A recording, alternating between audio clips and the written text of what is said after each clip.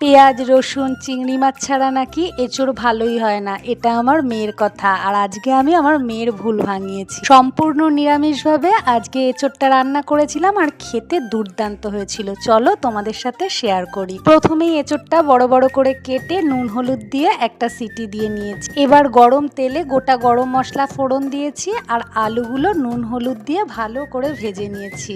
কিছুটা আমি গোবিন্দভোগ চাল ভালো করে ধুয়ে আমি কিন্তু আলুর সাথে ভালো করে ভেজে নেব। এইভাবে গোবিন্দভোগ চাল দিয়ে একবার তোমরা এঁচোড় রান্না করে দেখো, আশা করি তোমাদের খুব ভালো লাগবে।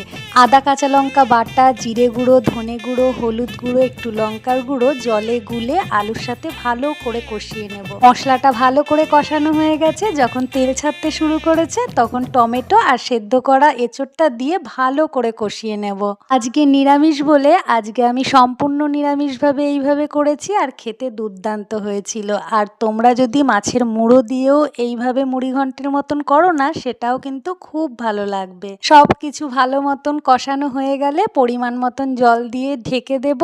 আর তারপর কিন্তু একটু চিনি দিতে হবে আর ঘি অবশ্যই লাস্টে একটু দিতে হবে, এতে ফ্লেভারটা খুব ভালো আসবে। আর আজকে এই গোবিন্দভোগ চাল দিয়ে এঁচোড়ের ডালনাটা তোমাদের কিরকম লাগলো অবশ্যই জানিও। আর ভালো লাগলে লাইক করে দিও আর সাবস্ক্রাইব করতে একদম ভুলে যেও না।